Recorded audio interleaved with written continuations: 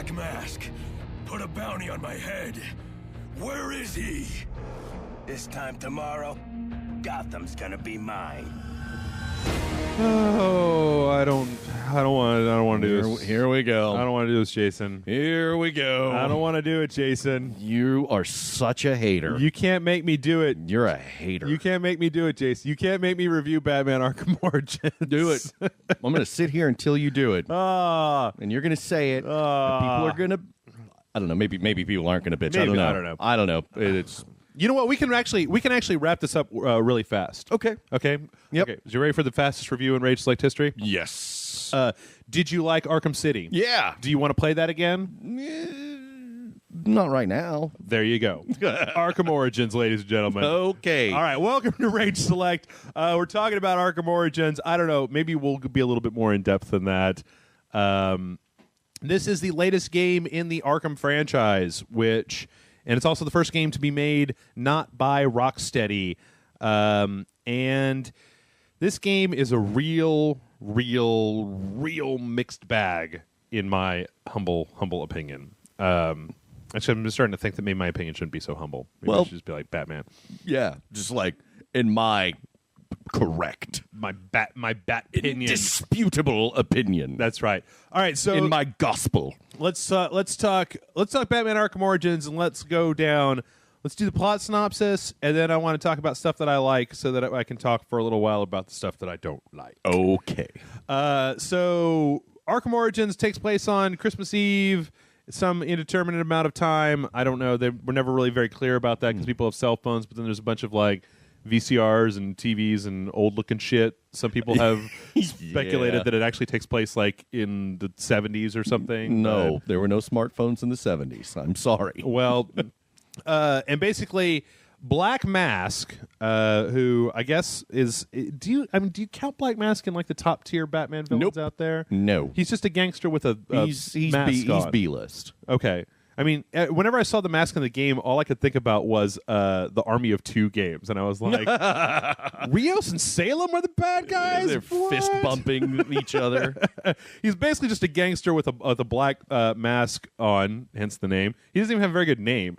At least Red Skull is a little bit more threatening than Black Mask. Yeah. What, they're going to have like...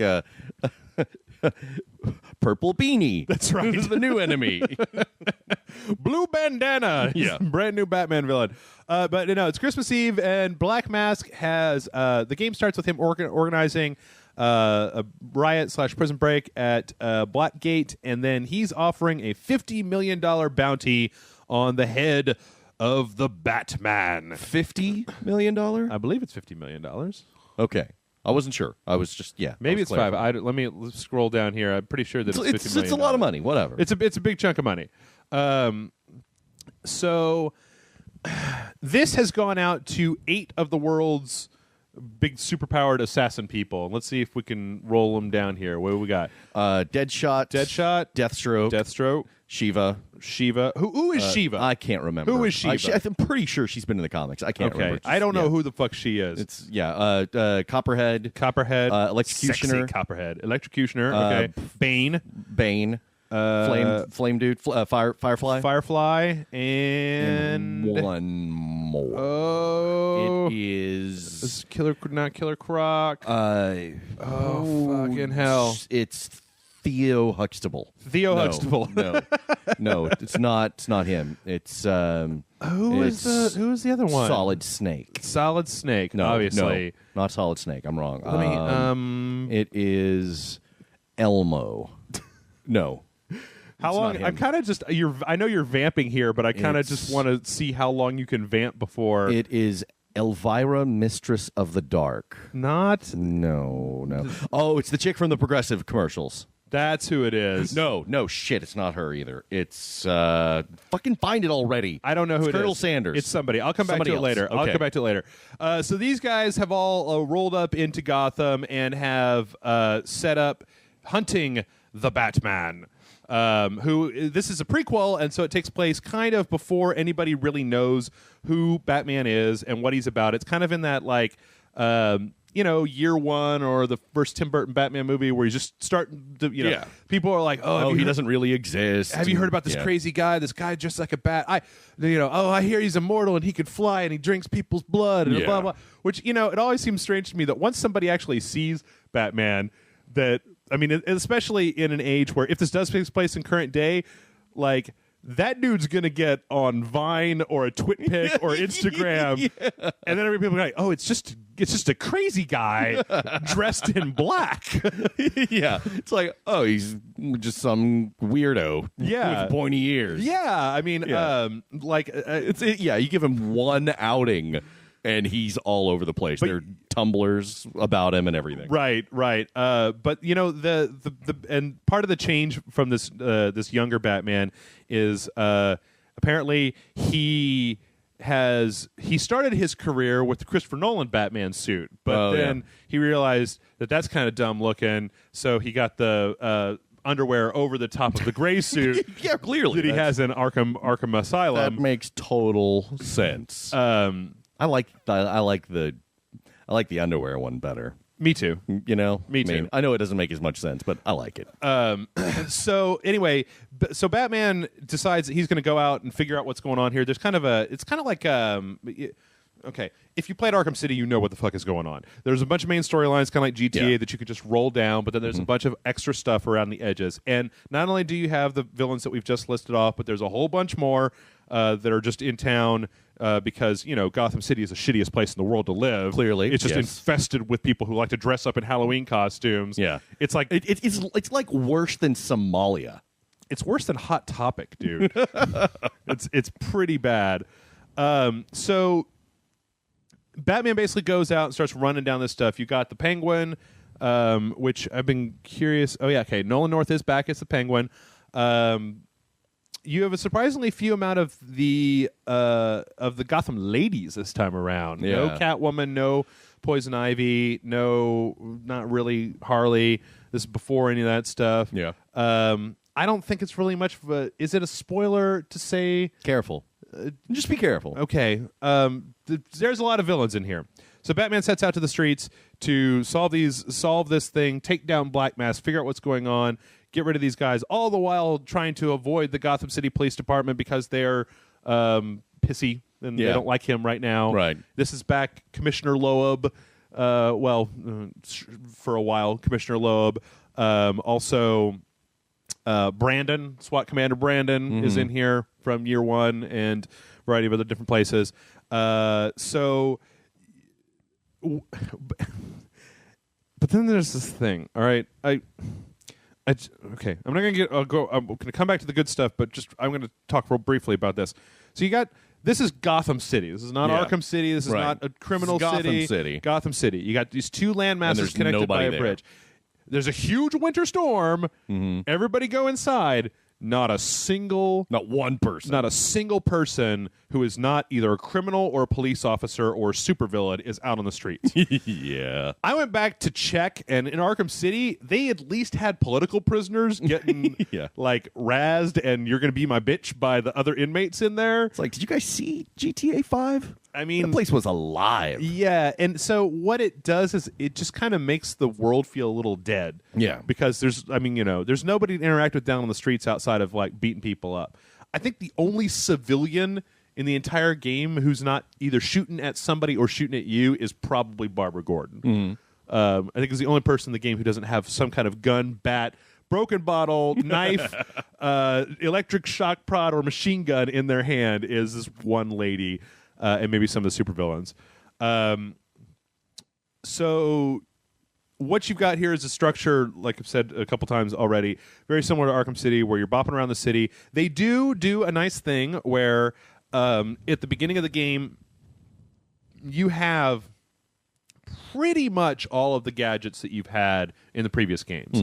So like in Arkham City, they had the grapnel boost, but you had to do those dumb AR challenges to get the grapnel boost. Yeah, remember that? Yep. You just start with it. You've got it to begin with, which is good because the city's bigger. They're going to run out of upgrades because they start you off with all of the stuff, or a bunch of it, most of it, from Arkham City, And then they give you all these other upgrades. It's like by the next game, if you're just starting with everything from the last game, Yeah. it's going to be like, well, I guess I'll unlock learn French. Yeah. You hit the D-pad and just that radial wheel of things takes up your entire screen. It's just Yeah. like, oh, God. Yeah, this one is like, oh, I make a delicious quiche. That's I got look, everything else. I actually have bat shark repellent this time. Yeah. Even though there's no sharks in this game, I was really upset. There's no sharks. So the map has been expanded a little bit, and there's actually a system in place where you unlock these Riddler towers that are kind of little mini puzzle things where you have to go in and hack. The hacking mini game is back, which I've never really cared for in these games, but whatever. Yeah. It's not that intrusive, and it's yeah, fine. it's just kind of like, all right, just whatever. But when you unlock Riddler Tower, then you unlock a quick travel point, so you can just open your map. You can hit this point. Batman just shoots his grapple up in the air. The bat plane, what is it? Batwing catches it. You fly over there. You jump back down. Boom, you're good to go. Which is nice. We can consider my memories of in Arkham City having to go back around that. Yeah. Because it was like a U shape. To keep going around that U back and forth and back and forth. Unfortunately, the downside of this is that because it's a bigger map, it does feel, and because there's nothing to do but fight, it does feel a little bit more sparse. It doesn't feel quite as concentrated. Like in Arkham City, and they also have taken away, like you remember in Arkham City how there was like the Joker balloons and like the penguin statues, just all kinds of shit to bust up and get. Not really as little much. Chattering teeth everywhere. Yeah, not really as much of that here. The main collectible is split into two parts, or three, well, maybe four. There's a whole Riddler side thing where he's got cameras and then these data packets that you're trying to pick up. Because the Riddler in this game is weird. He's never identified as I don't know. I haven't gotten to the end of it because the PC version is bugged, so you can't get to the end of the Riddler thing.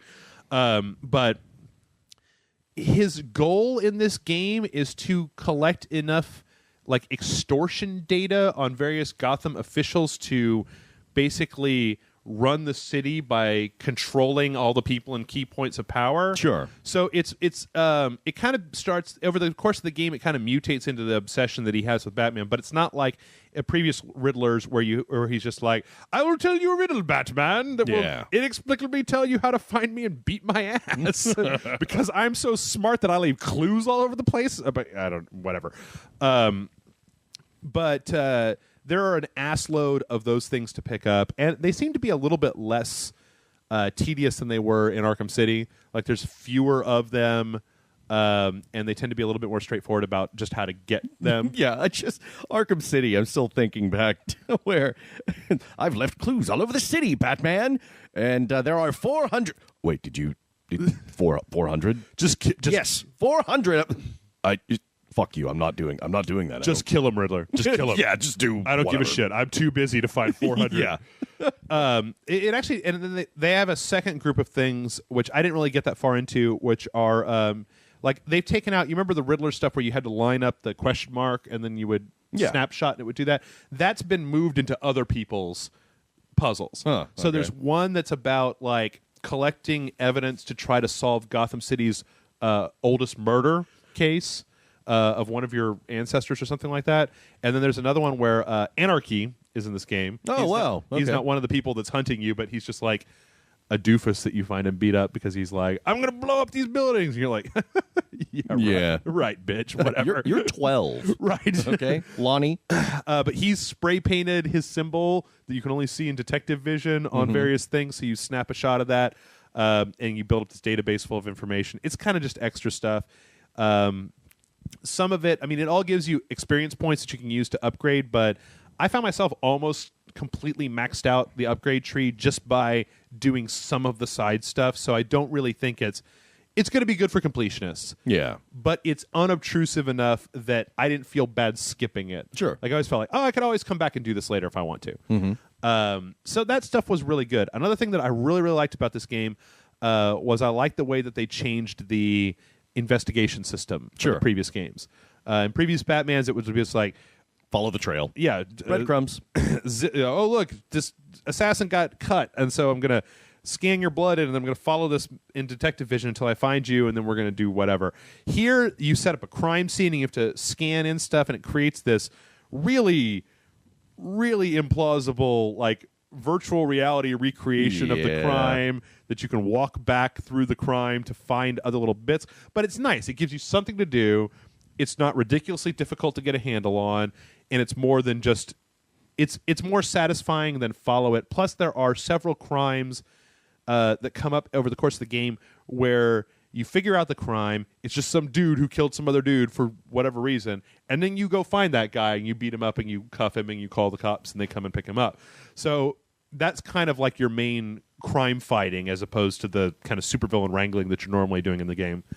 Another thing I really liked is I think that kind of depending on your sensibilities, this is a really good looking game on the PC at least. Yeah, which is where I played it because I got it with my video card. But if you can turn all that stuff up, it looked really good. They have changed the aesthetic severely of this game from previous games. Previous games to me seem to be more like the animated series given life, or the serious animated series almost, more than this, which, like I've said it before, really tends to hew a lot closer to kind of the Nolan gritty reality, everything spray painted black version of Batman. So those are things that I liked. I mean, if you like the Arkham games and you're just jonesing for more, you know what's a really good You know what's a really good? I just figured it out. I just figured out the perfect way to describe this game. This is like the BioShock 2 of Arkham games. Yeah. There's nothing wrong with it. Right. It's just not really doing anything to progress the series forward mechanically. Yep. Okay. You got a lot of the same gadgets. You got pretty much the same fighting system. It looks better. They made some subtle refinements. It's got a bigger map, but it's not really doing anything ridiculously different than Arkham City. You know what that means, though, right? What's that? If this is the BioShock 2, then the next Batman game is going to be awesome. Well, yeah, hell yeah! The next Batman game will be the BioShock Infinite of Batman games. I feel like let's talk a little bit about some of the vocal changes. Both Batman and the Joker are not voiced by Kevin Conroy and Mark Hamill. It's now Ezio as Batman. And he sounds like Batman to me. You know, he's a little bit more. Troy Baker is the Joker. He's a little bit more. What's his face? Gravelly. Bale. He's more Christian Bale Batman. Like, in fact, very early on, like, that's the thing. And this is down to personal preference, but I personally prefer Kevin Conroy because his Batman is generally very kind of icy lunatic calm. Yeah. He doesn't get real worked up. Whereas I know this is supposed to be a younger Batman or whatever, but like very early on, he's like this close. He grabs some dude and he's screaming at him, and all I can hear in my head is, "Where are they?" It's just like, all right. I mean, better. He doesn't have that problem that Christian Bale has. I mean, you know, he's trying his best to do as Kevin Conroy. It's just at this point, I think that most of us who are big fans of Kevin Conroy Batman, we just want to hear Kevin Conroy. Yeah, exactly. Likewise, the Joker is a little bit. Troy Baker is doing his best Joker impression, and his best Mark Hamill impression, but he's more Red Hood Joker. He's more he's darker and more severe and more of a angry Joker. Yeah, he tends to be having less fun. Once again, a lot kind of Nolan verse style, right? Where he's got jokes and he does laugh and he does the laugh pretty well and that sort of thing, but the Hamill Joker tended to, like, in my mind, he was legitimately psychotic. Yeah. Like, he would go from being actually happy to actually sad to actually kind of like patronizing. And here, it always seems like this Joker is angry underneath it all, and the rest of it is kind of a front over top of that. And some of it may have to do with the updated character model, which is kind of, it's just darker and more severe. Yeah, it looks more sinister. Yeah. And less whimsical. It's more like even when the Joker has that smile, they don't tend to let his eyebrows unangry as much. Right. So it always seems like he's pretending to smile even though he's like super angry. So that's that. I'll talk a little bit about what I don't like about this game. Okay. I went back and I did a direct comparison between this game and Arkham City. Yeah. The combat in this game is far less forgiving. And it's kind of weird because it makes you... I mean, I don't know if they did that on purpose to make it feel like you've got a Batman here that's not as good as your later Batman, but I don't think so. It just seemed like in Arkham Asylum and in Arkham City, they gave you a little bit more leeway on how long the counter prompt would be up on an enemy before they would just hit you. So I tended to find myself a lot of times, and I adjusted to it eventually, but in the beginning I found myself a lot of times getting hit by things that I could have countered because the margins on... So, in these games when you're attacking somebody and you see that thing come up over somebody's head and you have to make a decision about whether I'm going to try to get one more hit in or whether I'm going to counter. Yeah. The option in this game is always counter because you're not fast enough to get another hit in before the guy hits you. Yeah. They just took the same fighting and just cranked up the difficulty level because they're like, well, he's not as good. Yeah. He's new at this. And it's look, the thing is that it's not dramatic. It just... Maybe for me it's because you and I have been playing Arkham City and Arkham Asylum, or I've been playing Arkham City. I played Arkham City, and we've been playing Arkham Asylum. That it stands out a lot more to me. Right. Maybe if I'd had a year or two to forget about it and gone back, and I'd be just like, I'm rusty. That's the only problem. But when I made a direct comparison, it seems like the combat in Arkham City and Arkham Asylum kind of wants you to succeed more than it doesn't, and that they've just adjusted the timing in a way that makes the challenge a little bit more difficult. Right. Okay. Now I know there's gonna be a lot of people there who just be like, "Oh, you just suck at this, Jeff." But I played it, and then 10 seconds later, I played Arkham City, and there's a difference. There's a feeling of there's a definite different feeling there. Arkham City feels a little bit snappier and a little bit more forgiving. Also, they didn't really add very much new as far as gadgets go in this game. Yeah. They kind of just have some analogs for the gadgets that you had in Arkham City, where they replace, this thing with that thing that pretty much does the same thing. It's one of the things about this game is that it doesn't really advance any of the gameplay mechanics all that much. The investigation mode, yes, but as far as the actual combat traversal, even the predator rooms where you're stalking guys, it's pretty much just the same stuff that you've already well, if it ain't broke. Yeah, but I mean, I think early on, Batman tried to tickle people into submission. So that's the new mechanic in this game. It's like, no, it's just fine. I don't know. I mean, it's one of those problems that you have with prequels where you say, if you make it... Goo. I'm the Batman. Gucci goo. That sounds more like Loco Steve, to be honest. We have one of these problems with prequels where if you make his equipment way, way better than it was in previous games, it doesn't make any fucking sense about why he wouldn't have brought that shit to Arkham Asylum with him. Mm-hmm. But on the other hand, if you dumb it way down, then people are not going to want to play it because they're going to be like, well, this is less satisfying than it was previously. So I don't know. I feel like there might have been a happy medium to be struck there between taking away some of his gadgets or even seeing the evolution of some of these gadgets. I really would have been interested in seeing a game where maybe at the beginning he was doing Batarang with a rope on it, and then halfway through the game he puts together the little the grappling hook grapnel thing, where you start out a little bit more gimped out, or just a little bit more depowered, and then you have to learn how to do that stuff, or take advantage of the fact that you've got a younger Batman and say that maybe this Batman is wearing one of those sumo fat suits that you see at Project Graduation. And he's just spray painted it black. And then halfway through, he's like, I should really take this off. Yeah. He's like, oh my God, it's so much easier with this off. Yeah. He's got that and a football helmet on. Alfred, why did you suggest a sumo suit? So the combat, whatever, it's slightly, it's very similar, maybe a little bit to less, but it doesn't do anything really all that new. The main issue that I have with this game, and this is such a subjective thing, is the storyline. And it's the fact that Arkham Asylum and Arkham City were by no means the most original Batman things ever. I mean, we've had Batman stories in Arkham Asylum Breakout before. Yeah. Fine. We've had the Arkham City stuff, kind of akin to No Man's Land. You got some rumblings in there of different stuff. I don't know if I'd ever read a comic that did that exactly, but it's derivative of a lot of different things in the comics, but it was kind of its own story, especially the stuff that they did in there with the Joker storyline and some of the stuff they did with some of the other supervillains. I hadn't seen that before in any of at least the big Batman comics that they're out there. Not, Killing Joke, Long Halloween, all the big staples that people have read. I hadn't read those stories before, so it was nice because you didn't really know where it was going. Mm-hmm.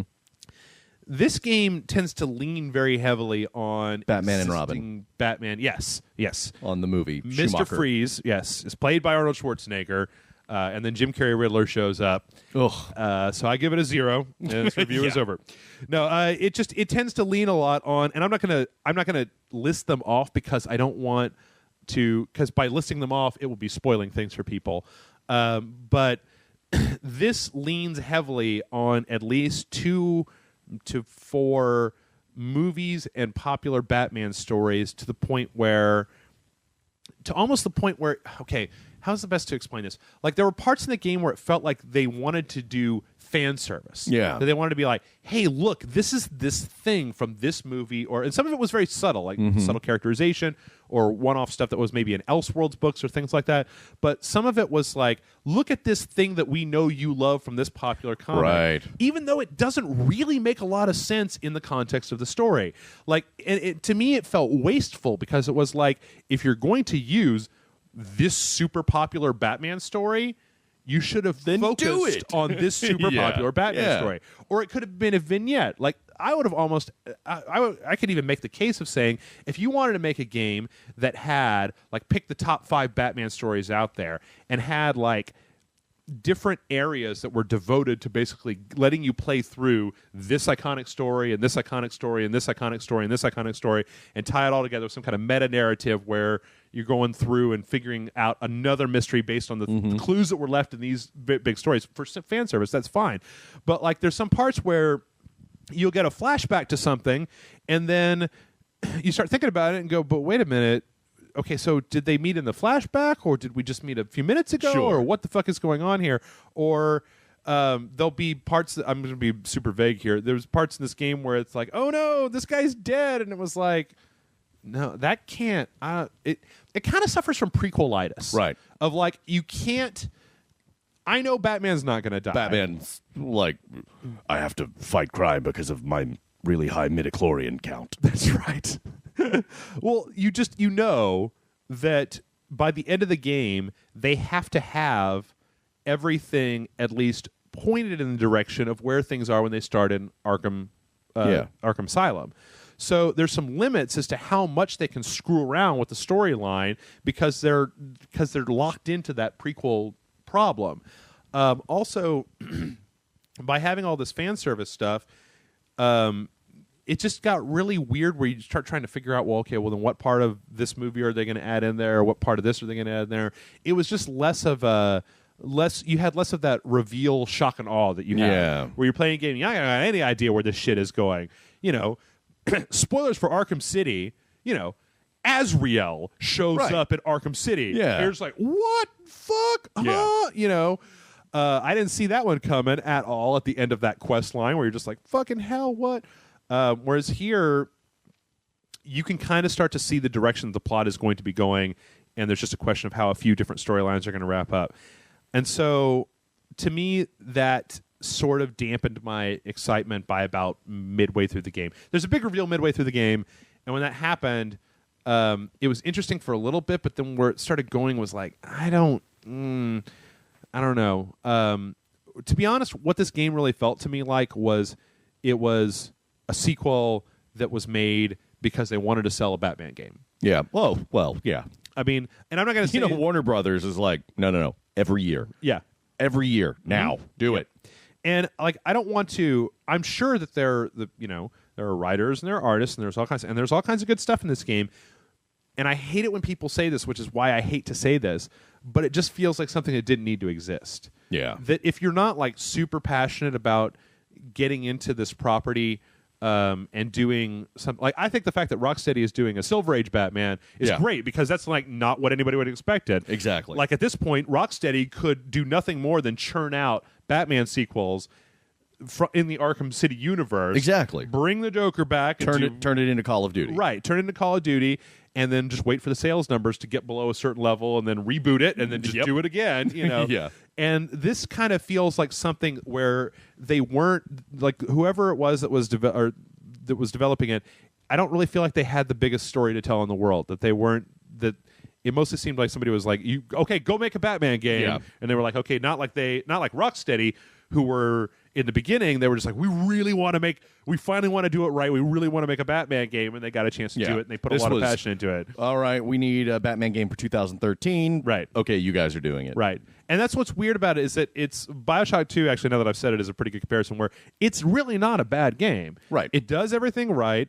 Now, I have heard that there are, on the consoles, I have heard of lockups, crashes. I even heard of somebody emailed us who said that they had a save game that got corrupted. Was that for Batman? Yeah. That was for Batman? That was for Batman. Okay. Yeah. They got corrupted. On the PC, there is a bug that won't allow you to get into one of the Riddler towers, thereby gating the whole Riddler subplot. Like, there seems to be some trouble with this game right now, and normally I'm the first one to, as an XQA person, to be like, well, you can't find all the bugs, but like being able to get out of this Riddler tower so that you can finish the Riddler missions, that's not something that the game should have shipped with, and it's something that sure as hell should be fixed by a week after that game came out. It was one that clearly management was like, nope, too bad, ship it.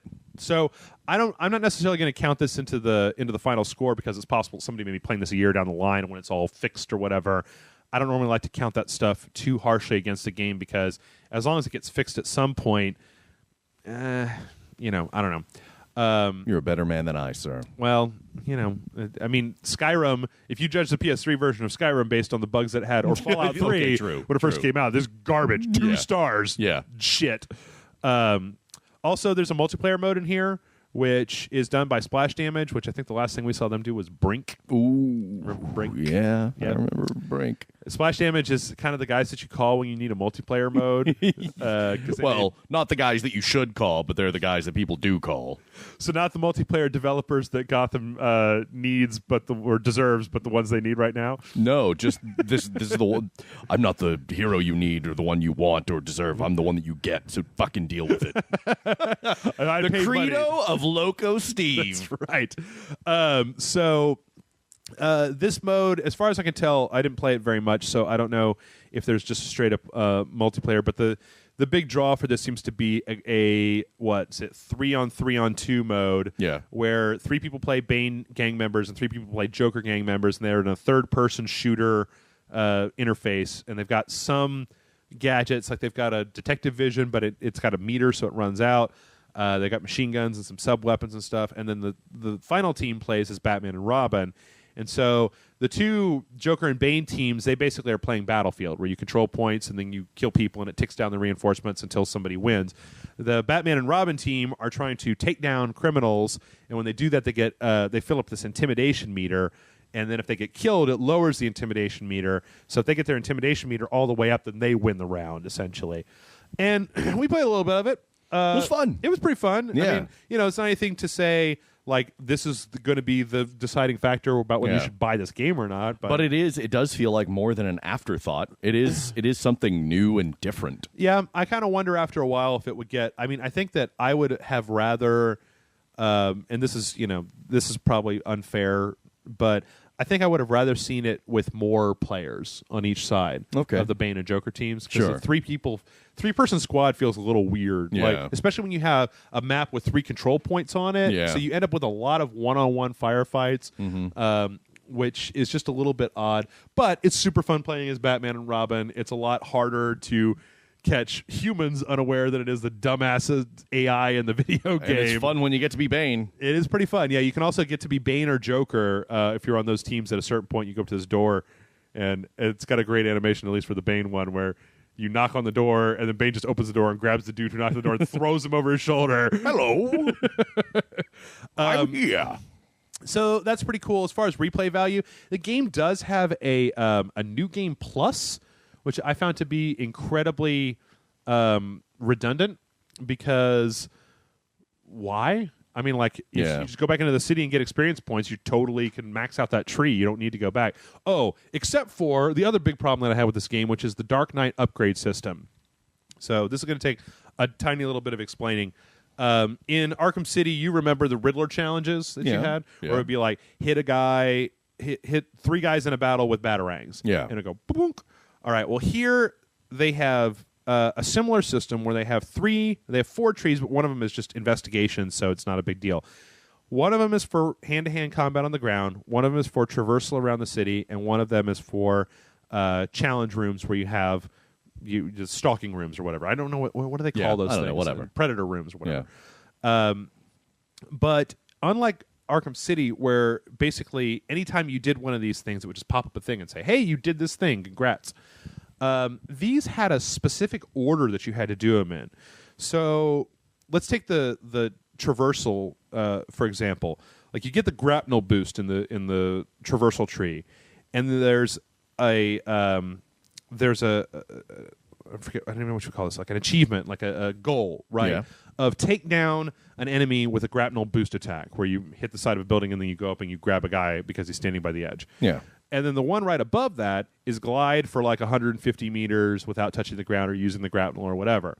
Problem here is that you can't get the 150-meter one until you've gotten the grapnel boost one. Right. So if you get stuck on one, that's it. Yeah, you're stuck on one. Especially the Predator Room challenges, because there's a few that involve doing shit where you kind of got one. You've kind of got only a few rooms that are conducive to doing these things, and if you don't get them done, you can't go back to those rooms and do it over again. So those were, I don't like the way that they had those set up, especially the fact that if you don't, like, you actually going up that tree unlocks upgrades, and they're secondary upgrades that are not necessary for the course of the game or the plot or anything like that, but they're still upgrades, and I want them. Yeah. I want the upgrades. There's also a mode called... what, these give me neon bootlaces? Well, I don't need it, but I've got to get it. Yeah. 'Cause I'm Jeff. Yeah, that's right. I want all the upgrades.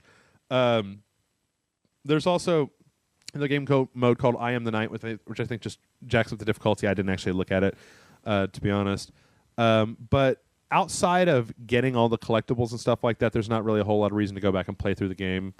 I mean, Sure. There's unlockables, and there's a ton of them. I probably spent, what did I look at my completion, was about 20 hours total with the game, and that was dicking around with side quests. I got a lot of the secondary objectives fulfilled. The progress screen still says that I'm like 45%, but I think that's just Riddler shit that I haven't picked up yet. Yeah. Because I'll be goddamned if after 20 hours I'm only 45%. I beat the main game already. So yeah, that's it. That was Arkham Origins. What do you give it? I'm giving it a 3.5. Okay. It's above average. It's a functional video game. It doesn't have the narrative chops that the previous games have. Mm-hmm. I personally don't care for this version of Batman as much. I like my icy calm lunatic Batmans. But it's a perfectly functional video game, and it looks fine.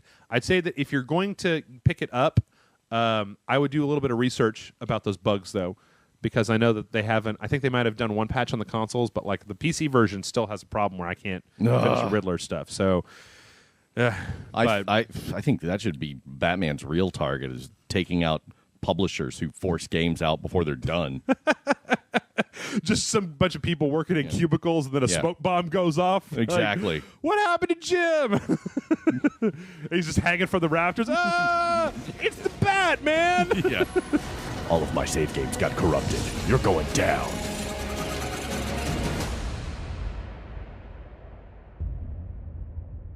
You'll die badly, Batman. Making that happen is my personal mission in life.